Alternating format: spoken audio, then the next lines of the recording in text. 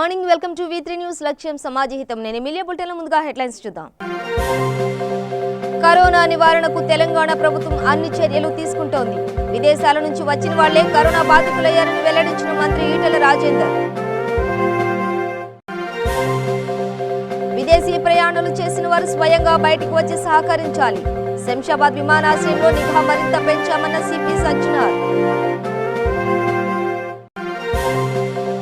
విదేశాల్లో చిక్కుకున్న పాలమూరు జిల్లా మెడిసిన్ విద్యార్థులు ప్రభుత్వం జోక్యం చేసుకోవాలంటున్న విద్యార్థుల తల్లిదండ్రులు.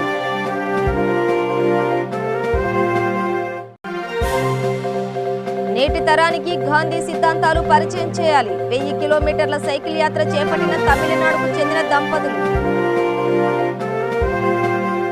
కరోనా మహమ్మారిని ఎదుర్కోవడంపై తెలంగాణ రాష్ట్ర వైద్య ఆరోగ్య శాఖ అధికారులు, ఐఎంఏ తదితర వైద్య సంఘాల ప్రతినిధులతో ఆరోగ్య శాఖ మంత్రి ఈటెల రాజేందర్ హైదరాబాద్ కోటిలోని కమాండ్ కంట్రోల్ రూమ్లో సమావేశం నిర్వహించారు.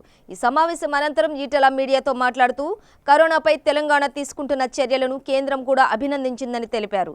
రాష్ట్రంలోని వారికి ఎవరికీ కరోనా రాలేదని, విదేశాల నుంచి వచ్చిన వాళ్లే కరోనా బాధితులయ్యారని వెల్లడించారు. ఇప్పటి వరకు 18 పాజిటివ్ కేసులు నమోదు కాగా వారిలో ఎవరికీ ప్రాణాపాయం లేదని అన్నారు. అత్యవసర పరిస్థితుల్లో ప్రైవేట్ ఆసుపత్రుల్లో ఉంచి చికిత్స అందించేందుకు కూడా ప్రభుత్వం సిద్ధంగా ఉందని స్పష్టం చేశారు.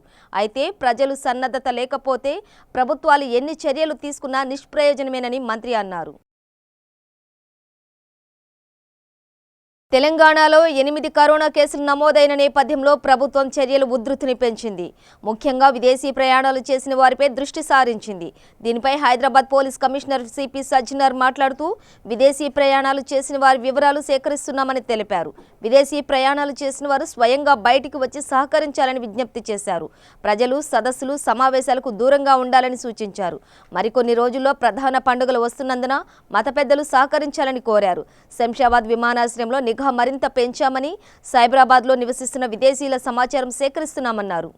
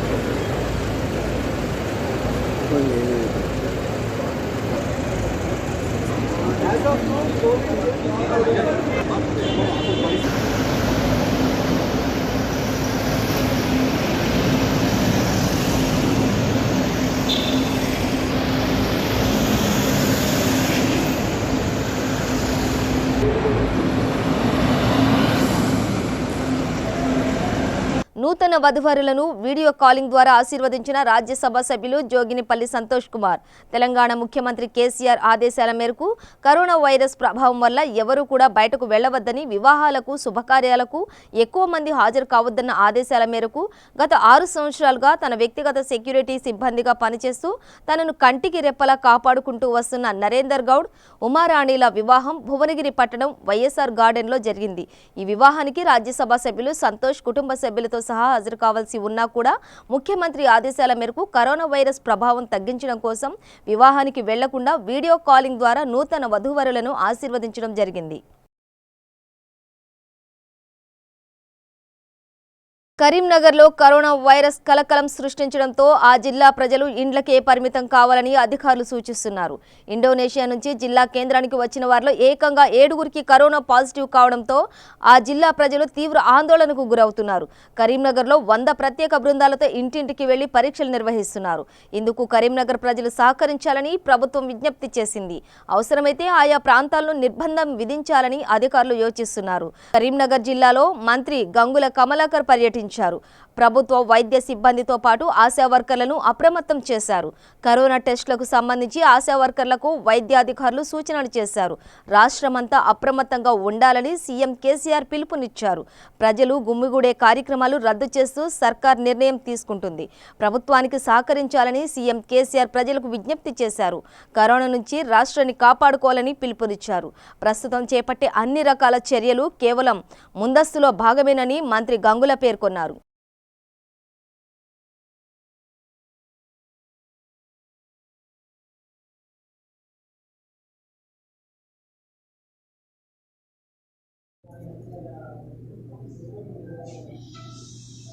మాస్కులు వాడినంత మాత్రాన జాగ్రత్త చేతులు ఎప్పుడు గడగాలి.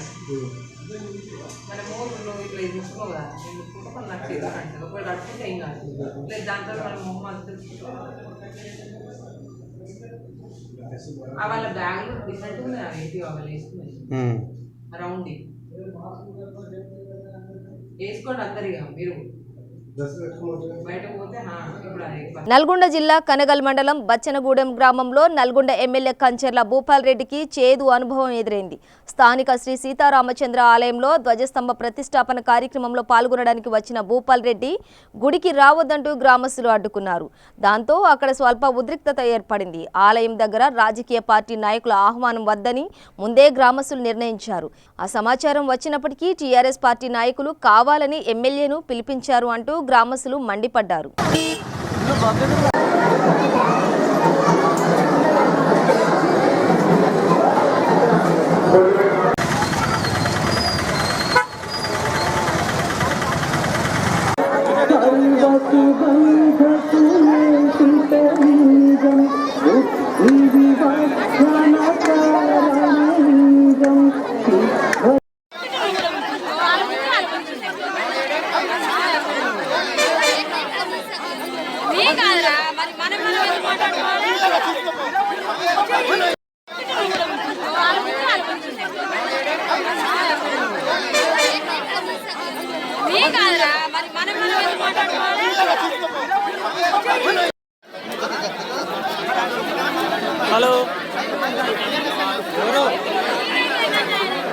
కరోనా కారణంగా తమ దేశం వదిలి వెళ్లాలని ఆ దేశం ఆదేశించడంతో పాలమూరు జిల్లా మెడిసిన్ విద్యార్థులు మధ్యలోనే చిక్కుకుని ఆందోళన చెందుతున్నారు.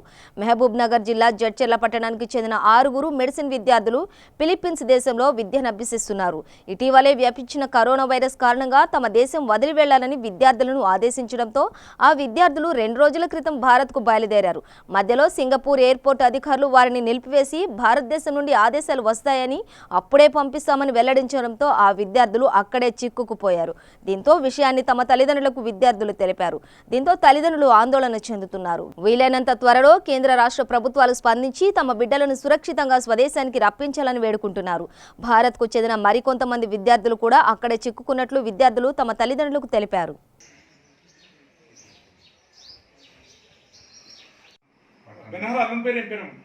వాడు కూడా నేను అనుకుంటే ఈయనే ఉన్నాడే కూడా.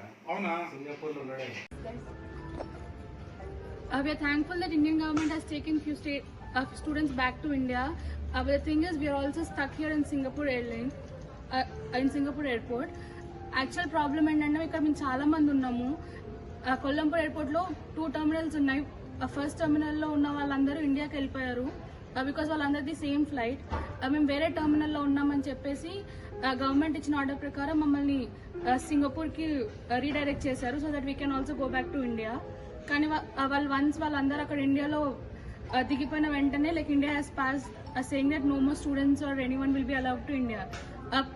మేము ఆల్రెడీ ఫ్లైట్ ఎక్కేసిన వాళ్ళని కూడా మమ్మల్ని దింపేసి తీసుకొచ్చి ఇక్కడ పెట్టేశారు. We are very helpless. And airlines వాళ్ళందరూ కూడా ఏం చెప్తున్నారంటే they are ready to send us back to India but just waiting for embassies call. I request Indian government to to call us back to India because our situation here is very bad. Since 3 days we are like we are going almost to 2 to 3 countries. No food, no accommodation. Where will we be? Like you can all see them. Most of them are girls here. We can't go back to Philippines or we can't come to India. And now they're saying go back to Malaysia where you have boarded the flight, but we are not Malaysian citizens. Please do call us back. And everything is locking down. Please get us back. Philippines దేశంలో చదువుతున్నటువంటి మా కుమార్తెలు, మా బంధువుల కుమార్తెలు వైద్య విద్యను అభ్యసించడానికి వెళ్ళడం జరిగింది. ఇటీవల ప్రపంచానంతా కూడా గడగడలాడిస్తూ ప్రాణభయానికి గురి చేసినటువంటి కరోనా వైరస్ వ్యాప్తి చెందడంతో ప్రపంచంలో ఉన్నటువంటి అన్ని దేశాలు కూడా తమ తమ జాగ్రత్తలో పడిపోయినాయి. అందులో మన ఫిలిప్పీన్స్ దేశం కూడా 72 గంటల్లో విదేశాల నుండి చదువుతున్నటువంటి విద్యార్థులు ఇక్కడ నుంచి తమ స్వదేశాలకు వెళ్ళిపోవాలని ఆదేశాలు ఇవ్వడంతో అక్కడ మా పిల్లలు చదువుతున్నందువలన వెంటనే లగేజ్ సర్దుకొని వీసాలు సంపాదించి స్వదేశానికి రావాల్సిందని ఎయిర్పోర్ట్కు వెళ్ళడం జరిగింది. ఎయిర్పోర్ట్లో కొంతమంది పిల్లలకు నిరాకరించడంతోనూ వాళ్ళు కొంతమంది ఫిలిప్పీన్స్ దేశంలో నిలిచిపోవడం జరిగింది. కొంతమంది మాత్రం అక్కడ నుంచి మనీలా నుంచి బయలుదేరి సింగపూర్కు రావడం జరిగింది. వాస్తవంగా మనీలా నుండి సింగపూర్ టు మలేషియా టు హైదరాబాద్కు రావాల్సి ఉండగా సింగపూర్లో ఎయిర్పోర్ట్ అథారిటీ వారు వాళ్ళకు ఒక మెసేజ్ వచ్చిందని, అంతకుముందే బోర్డింగ్ పాస్ తీసుకొని ఫ్లైట్లో కూర్చోవడానికి వెళుతున్నటువంటి సందర్భంలో వెంటనే ఆ మెసేజ్ చదివి భారతదేశానికి రావాల్సినటువంటి వారిని ఆపివేయడం జరిగింది. తర్వాత వారిని ప్రశ్నిస్తే మీ భారత ప్రభుత్వమే మిమ్మల్ని నిలిపివేయాలని కోరింది కనుక మిమ్మల్ని ఈ ఫ్లైట్లో పంపలేమని వారిని అక్కడనే దాదాపు నిలిపివేయడం జరిగింది. 24 గంటలు గడుస్తున్నది. వాళ్ళు అక్కడనే ఆందోళనకు భయ ఆందోళనకు గురి అవుతూ మరి దిక్కుతోచని స్థితిలో ఉన్నటువంటి మరి చాలామంది భారతీయ విద్యార్థులందరినీ కూడా వెంటనే ఆ ఎంబసీతో చర్చలు జరిపి తగినటువంటి చర్యలు తీసుకొని వారందరిని కూడా క్షేమంగా భారతదేశానికి పంపించాల్సిందని కేంద్ర ప్రభుత్వాన్ని మరియు రాష్ట్ర ప్రభుత్వాన్ని కూడా మరి ఎంతో బాధతో వేదనలో ఉన్నటువంటి తల్లిదండ్రులను మీకు విన్నవిస్తున్నాం కనుక వెంటనే మా విన్నపాన్ని అంగీకరించి తిరిగి పంపించవలసిందిగా, దేశానికి పంపించవలసిందిగా కోరుతున్నాం. కరోనా వైరస్ నేపథ్యంలో కరీంనగర్ కలెక్టరేట్ సమీపంలో పోలీస్ బలగాలు మోహరించాయి. కలెక్టరేట్ సమీపంలోని ఓ ప్రార్థనా మందిరం నుంచి 6గురిని ఆసుపత్రికి తరలించారు. పోలీసులు బందోబస్తు నడుమ వీరిని తరలించారు. వీరు ఇండోనేషియా మత ప్రచారకులతో సన్నిహితంగా ఉన్నట్టు గుర్తించిన అధికారులు వైద్య పరీక్షల నిమిత్తం ఆసుపత్రికి తరలించారు. మరో 2 ప్రార్థనా మందిరాల్లో కూడా ఇండోనేషియా పౌరులు ఉన్నట్టుగా అధికారులు నిర్ధారించారు. కరీంనగర్ పర్యటనకు వచ్చిన ఇండోనేషియా మత ప్రచారకులకు కరోనా సోకిన విషయంపై సర్కార్ సీరియస్గా వ్యవహరిస్తోంది. వీరిలో ఒకరికి కరోనా పాజిటివ్ రావడంతో గాంధీ ఆసుపత్రిలో చికిత్స అందిస్తున్నారు.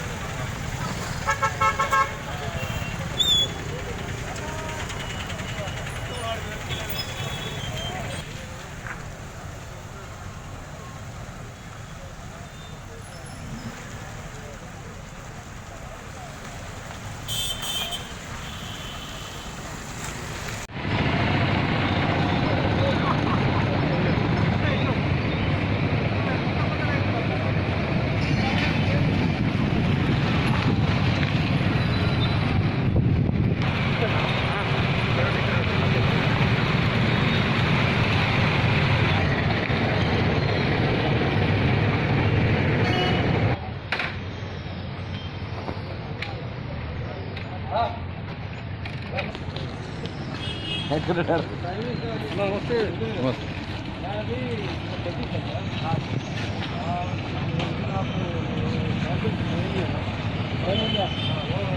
के बाद आप किसी को विचार नहीं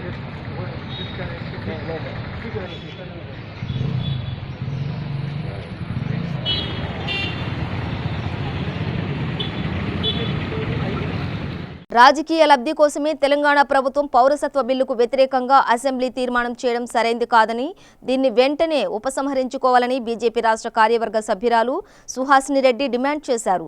ఈ సందర్భంగా ఆదిలాబాద్ జిల్లా కేంద్రంలో ఏర్పాటు చేసిన మీడియా సమావేశంలో మాట్లాడుతూ పౌరసత్వ బిల్లు వల్ల ఎవరికీ అన్యాయం జరగదని భారత ప్రభుత్వం తెలియజేసినప్పటికీ కాంగ్రెస్ టీఆర్ఎస్ నాయకులు ఓట్ల లబ్ధి కోసం ప్రజలను భయభ్రాంతులకు గురిచేసి ఈ బిల్లుకు వ్యతిరేకంగా అసెంబ్లీ తీర్మానం చేయడం విడ్డూరంగా ఉందన్నారు. ఈ బిల్లుపై తెలంగాణ ప్రభుత్వం ప్రజల్లో ఆందోళనలు రేకెత్తించి తన పబ్బం గడుపుకుంటోందని ఆరోపించారు.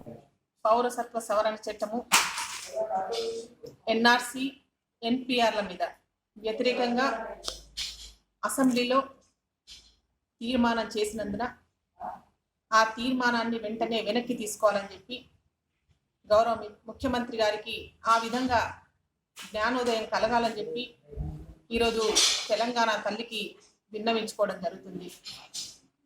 తెలంగాణ రాష్ట్రం సాధించుకొని అనేక పోరాటాలు చేసిన తెలంగాణలో ఈరోజు కేవలం కేసీఆర్ కుటుంబమే ఏ విధంగా అనుభవిస్తున్నదో ఇలా ప్రజలందరూ గమనిస్తున్నారు. కేవలం ఓట్ల కోసం, తమ అధికారం కోసం ప్రజలందరినీ కూడా పక్కదోవ పట్టించే కార్యక్రమంగా ఈరోజు సిఏ మీద కేసీఆర్ గారు చేస్తున్నంత దుష్ప్రచారం. సిఏ వల్ల ఎవరికి కూడా ఏ హాని జరగదని చెప్పి భారతదేశ ప్రభుత్వము స్వయంగా నరేంద్ర మోడీ గారు చెప్తున్నా దీన్ని కేవలం రాజకీయ లబ్ధి కోసమే ఇలా రాద్ధాంతం చేస్తున్నారు. ఈరోజు కాంగ్రెస్ పార్టీ కానీ టీఆర్ఎస్ పార్టీ కానీ గతంలో తెలంగాణ రాగానే సమగ్ర కుటుంబ సర్వే పేరుతోని తెలంగాణలో ఎక్కడెక్కడి నుంచో వచ్చి మరి ఆ రోజు అందరం కూడా మరి దాన్ని ఒక మంచి కార్యక్రమంగా అందరికీ ఉపయోగపడే కార్యక్రమం కాబట్టి ఆ సర్వేలో మనందరం కూడా పాల్గొని విజయవంతం చేయడం జరిగింది. ఈరోజు నరేంద్ర మోడీ గారు కూడా ఆ రకమైన సర్వే నిర్వహిస్తామంటే మరి కేసీఆర్ గారు తాను చేస్తేనేమో అది లోక కళ్యాణం, మరి ఇతరులు చేస్తే దాన్ని భారతీయ జనతా పార్టీని ముఖ్యంగా నరేంద్ర మోడీని మరి ముస్లింలకు వ్యతిరేకంగా ఈరోజు వారు ప్రచారం చేయడం మాత్రం చాలా దారుణం. మరి కాంగ్రెస్ పార్టీ కూడా గతంలో 1947లో ఈ దేశ విభజన చేసింది కాంగ్రెస్ పార్టీ. మరి దేశ విభజన సమయంలో ఆనాడు మత ప్రాతిపదికన చేసిన కాంగ్రెస్ పార్టీ ఇవాళ బీజేపీని మాత్రం మతతత్వ పార్టీగా ముస్లింలకు వ్యతిరేకంగా ఇవాళ ప్రచారం చేస్తున్నారు.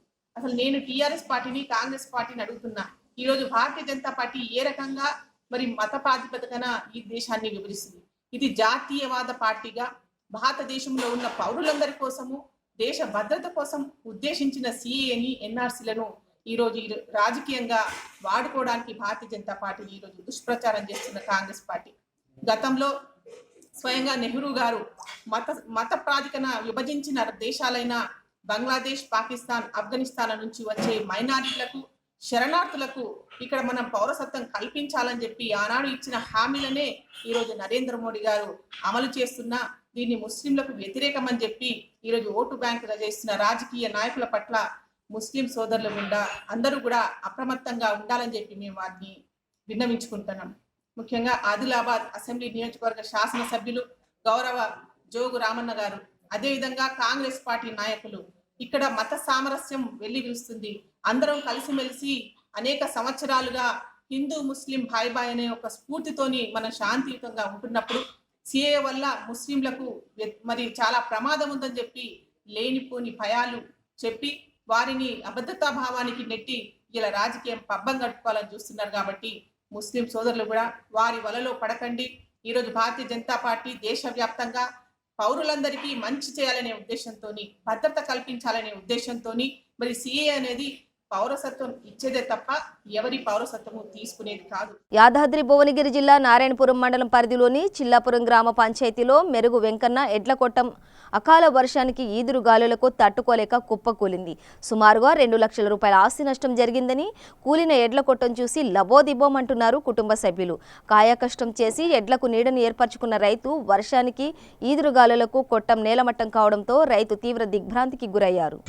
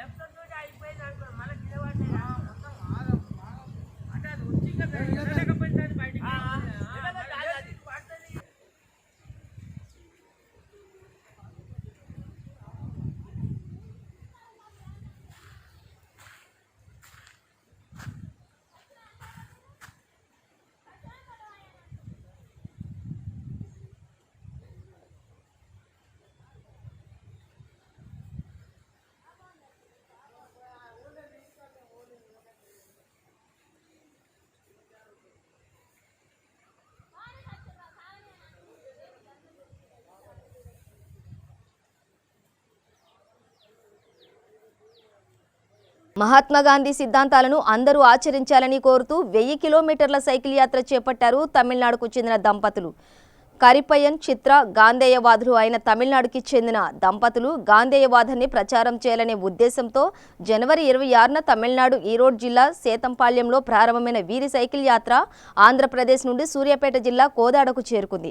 ఈ సందర్భంగా వారు మాట్లాడుతూ గాంధీ 150వ జయంతి ఉత్సవాల నేపథ్యంలో ఈ యాత్రను చేపట్టామన్నారు. గాంధీ సిద్ధాంతాలు నేటి తరానికి పరిచయం చేయడమే ముఖ్య ఉద్దేశంతో 3 రాష్ట్రాల్లో ఈ యాత్ర చేపట్టామని తెలిపారు. చిట్యాల వద్ద ఉన్న గాంధీ గుడిని సందర్శించుకొని హైదరాబాద్ చేరతామని, అక్కడ బాపుఘాట్ దర్శనం అనంతరం గవర్నర్ తమిళిసైని కలుస్తామని, అక్కడ తమ యాత్ర ముగిస్తామని తెలిపారు.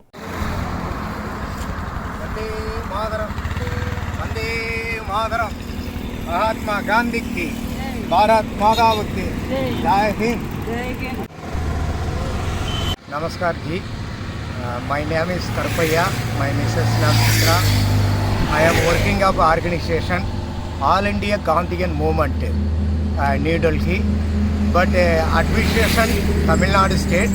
But my family two person interesting joined the All India Gandhian Movement organization, national level coordinator secretary. This yatra Telangana coming, very important message. Mahatma Gandhi ji 115 birthdays international level celebration. So my family gets the message of Mahatma Gandhi ji Christian Patriot Yatra, and another second 71 Republic Day. Next that day Mahatma Gandhi ji old historical our own ashramam Sabarmati ashram Gujarat Ahmedabad 1913 79 Seva Dal 386 kilometer Dandi Yatra, Namak Satyagraha Yatra. So this Yatra, 3 important messages: Tamil Nadu state and Andhra Pradesh and Telangana. Gachibowli citizen హాస్పిటల్లో దారుణం చోటు చేసుకుంది. Blood cancer వ్యాధితో హాస్పిటల్లో చేరిన 13 సంవత్సరాల ప్రభు అనే బాలుడికి చికిత్స కోసం 70,000 కట్టడానికి ఆలస్యమైనందుకు చికిత్సను నిలిపివేశారు హాస్పిటల్ వైద్యులు. దీంతో వైద్య చికిత్స సకాలంలో అందక బాలుడు మృతి చెందాడు. ఇప్పటి వరకు 10 రోజుల్లో 4 లక్షలు కట్టిన బాలుడి తల్లిదండ్రులు మరికొంత డబ్బు కట్టడంతో ఆలస్యమైనందుకు వైద్యం నిలిపివేశారని సిటిజన్ హాస్పిటల్ ముందు ధర్నాకు దిగారు బాలుడి బంధువులు. పైసలు ఎక్కువైతే తీసుకోపోతారు అంతే, ఇంకేం చేస్తారు? పైసలు ఎక్కువైపోయి ఇక్కడ పడాలి. అదేంటి సిటిజన్ కాదు, బిజినెస్ అని చెప్పాలి. బిజినెస్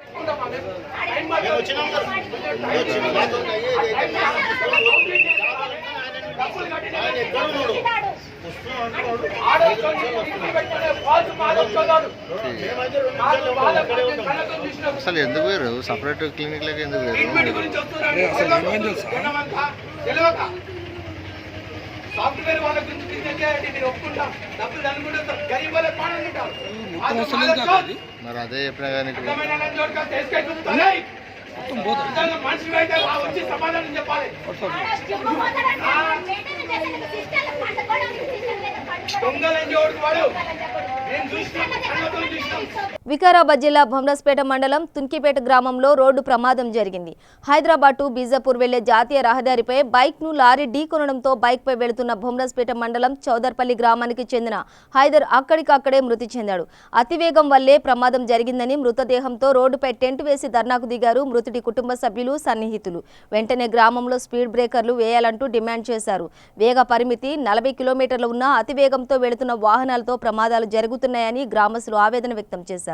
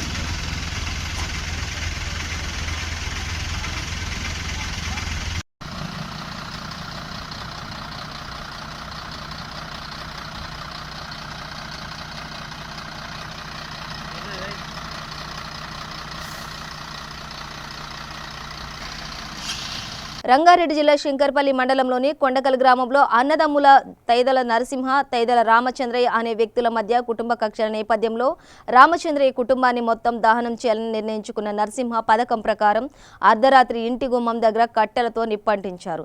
అదృష్టవశాత్తు ఇంటి గడపలు మాత్రమే కాలిపోయాయి. దీంతో భయాందోళనకు గురైన కుటుంబ సభ్యులు శంకర్పల్లి పోలీస్ స్టేషన్లో ఫిర్యాదు చేశారు. కేసు నమోదు చేసుకుని దర్యాప్తు చేస్తున్నారు పోలీసులు. నా పేరు రామచంద్రి, కొండకల్ తైదల రామచంద్ర అంటారు. కాకపోతే ఎప్పటికీ మేము వ్యవసాయం చేసుకుంటాము. వ్యవసాయం చేసుకుంటే ఎప్పటిలాగా వచ్చి ఇక్కడ తిని పండుకున్నాము. పండుకున్న తర్వాత అక్కడ ఎప్పుడు పెట్టిరో మనకు తెలియదు. మబ్బులో లేచి మబ్బులో లేచి చూసాక పొగలు మండి దర్వాజలు కడప కాలుతుంది. అప్పుడే భయంలో అది తూర్పి మా పిల్లలను ఇళ్ళకి బయటికి దొబ్బి అప్పుడే పెద్ద మనుషులకు ఇంకోటి చేయడం జరిగింది. అందరూ కూడా వచ్చి అక్కడ చూసి సహకరిస్తే చూశారు. ఈషా వాళ్ళకు ఏదో చేద్దామని పాత కక్షలలో భూముల కొంచెం ఏదో వాళ్ళ మనసులో ఏముందో తెలియదు. ఇప్పటికి చాలాసార్లు ఇప్పటికి కూడా మమ్మల్ని చంపాలని ప్రయత్నం చేసిండు. అది మీరు కఠిన చర్యలు తీసుకోగలరని మనవి చేస్తున్నాం. బులెటిన్ ముగించే ముందు హెడ్లైన్స్ మరోసారి. కరోనా నివారణకు తెలంగాణ ప్రభుత్వం అన్ని చర్యలు తీసుకుంటోంది. విదేశాల నుంచి వచ్చిన వాళ్లే కరోనా బాధితులయ్యారని వెల్లడించిన మంత్రి ఈటెల రాజేందర్. విదేశీ ప్రయాణాలు చేసిన వారు స్వయంగా బయటకు వచ్చి సహకరించాలి. శంషాబాద్ విమానాశ్రయంలో నిఘా మరింత పెంచామన్న సిపి సజ్జనార్. విదేశాల్లో చిక్కుకున్న పాలమూరు జిల్లా మెడిసిన్ విద్యార్థులు ప్రభుత్వం జోక్యం చేసుకోవాలంటున్న విద్యార్థుల తల్లిదండ్రులు.